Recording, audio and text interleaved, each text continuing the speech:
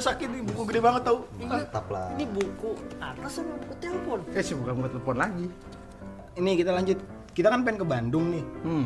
Dari Jakarta. Nah, Kata aku paling dekat lewat Bogor. Tapi kan langsung Sukabumi juga bisa. Jangan sotoy kamu. Gimana kita lah sini? Jangan lewat laut. nggak mau aku nih. Mana? Bukan. Jadi kita hitung pakai ini aja, pakai selisih perbandingan skala. Gimana tuh? Nah, caranya kita hitung dulu nih. Dari peta jaraknya berapa yang kita bakal kita lewatin. Kita hitung nih dari Jakarta ke Bogor nih. Ke Bogor habis itu ke Bandung berapa? Nih, kita jarak itu gedean kelewatan. Pakai ini, jangan pakai ini. Oh, Jakarta ke Bogor dulu 3 cm. Terus dari Bogor ke Bandung 4 cm. CM apaan sih? Cemewew. Bukan, sentimeter. Oh, sentimeter bingung. Lanjut.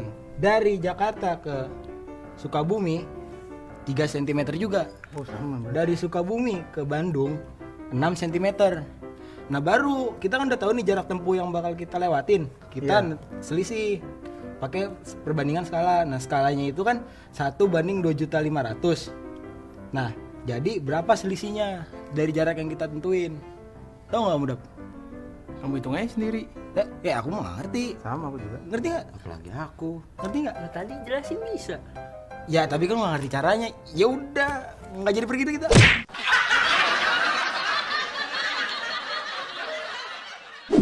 Aduh, ada-ada saja orang-orang ya. Kenapa sih? Kalau mau ke Bandung, ya langsung saja pakai maps online, langsung berangkat, gampang. Pakai atlas, aduh. Berasa seperti hidup zaman Hercules ya teman-teman ya. Sahabat edukasi. Tapi dari permasalahan tadi ya, itu memberi gambaran kita bahwa ternyata berguna juga. Kita tuh bisa tahu atlas yang kita lihat itu tidak hanya sekedar gambar, tapi sebenarnya hal yang sama juga terjadi di maps-maps yang ada di online itu sebenarnya bentuk canggih dari atlas gitu. Tapi semuanya itu bisa kita hitung dengan apa yang kita sebut dengan perbandingan skala. Nah, perbandingan skala ini itu memanfaatkan konsep perbandingan yang dari tadi kita sedang bahas. Nah, jadi sahabat edukasi, biasanya skala ini kita temukan di gambar-gambar, di model-model, modeling-modeling. Kalau kalian biasanya membeli mainan mobil, di dusnya itu ada tulisan 1:12. Ada lagi 1:54. Nah, itu adalah bentuk perbandingan skala yang maksudnya misalkan mainan motor kita beli tulisannya 1:12. Itu maksudnya 1 cm pada model yang kita beli itu mewakili 12 cm pada ukuran yang sebenarnya. Jadi kalau gambar itu kita besarin sebanyak 12 kali, jadinya seperti motor yang sebenarnya. Seperti itu. Nah, setiap peta itu memiliki skala dan setiap model juga biasanya memiliki skala. Tidak hanya peta, ada denah, ada miniatur kendaraan, maket, dan banyak lagi benda lainnya menggunakan skala. Nah, skala ini digunakan untuk menyatakan perbandingan antara ukuran gambar dan ukuran sebenarnya. Misal, ada provinsi dengan skala 1:1 juta. Itu artinya 1 cm pada peta itu mewakili 1 juta cm pada jarak sebenarnya. Nah, skala peta itu didapat dari skala peta sama dengan jarak pada peta dibagi jarak sebenarnya. Nah, sekarang kita lihat masalahnya yang tadi. Ketika dia menghitung Bandung 3 cm segini dia bilang. Canggih memang anak-anak sekarang 3 cm ya. Nah, hal-hal yang kita dapat dari hitung skala cm-cm ini itu bisa kita tahu jarak sebenarnya dengan menggunakan perbandingan skala. Tadi kita lihat jalur yang mereka pilih. Petanya itu punya skala 1:2.500.000. Kemudian pada peta tersebut jarak kota A ke kota P, ya kita simbolkan saja ya tadi Bandung ke Cimahi apa Sukabumi apa tadi ya. Kota A ke kota P itu ada 3 cm. Kemudian kota P ke kota B itu sama dengan 6 cm. Kemudian kota A ke kota Q itu 3 cm. Kemudian kota Q ke kota B sama dengan 4 cm. Kemudian pertanyaannya adalah berapakah selisih jarak tempuh yang dilalui Ali dan Adi.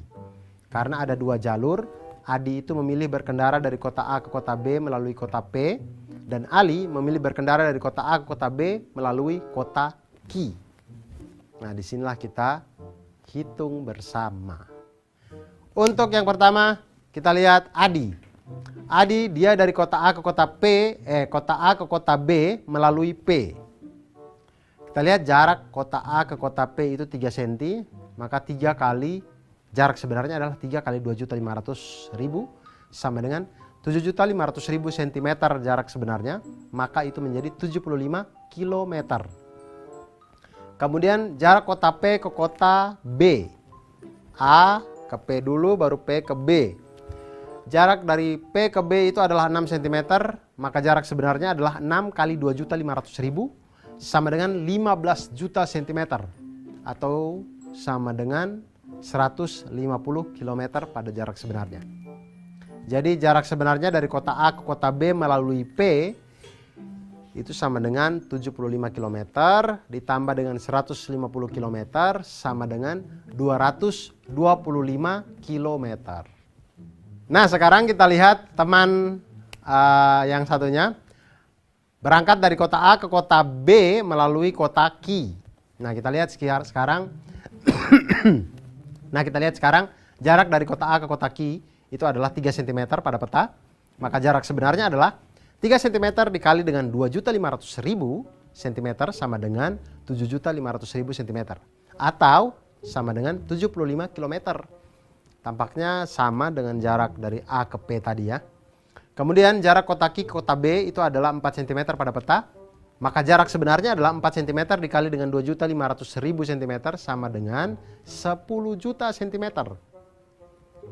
Atau sama dengan 100 km. Maka jarak sebenarnya dari kota A ke kota B melalui kota Q sama dengan 75 km ditambah dengan 100 km sama dengan 175 km.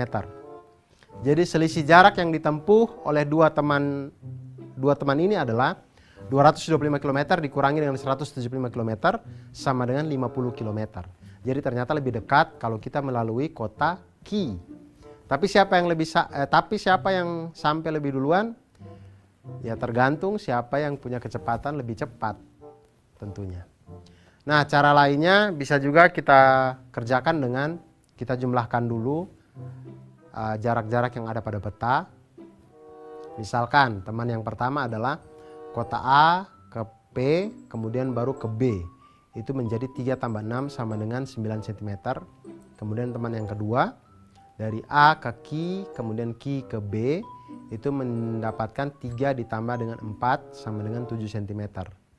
Kemudian selisih jarak keduanya menjadi 9 dikurang 7 sama dengan 2 cm. Selisih jarak mereka pada peta. Nah, kemudian selisih jaraknya ini, 2 cm-nya ini, kita hitung selisih sebenarnya. Maka 2 cm dikali dengan 2.500.000 cm sama dengan 5 juta cm sama dengan 50 km. Ternyata cara yang ini lebih cepat ya. Nah, sahabat edukasi, itu tadi perbandingan skala pada peta, pada modeling, pada segala macam denah dan macam-macam di kehidupan kita ini. Akhir kata, jangan pernah lelah untuk belajar matematika, jangan pernah menyerah. Terus ceria, terus semangat untuk belajar matematika, karena dengan matematika membuat hidup kita menjadi lebih mantul, manfaat, betul.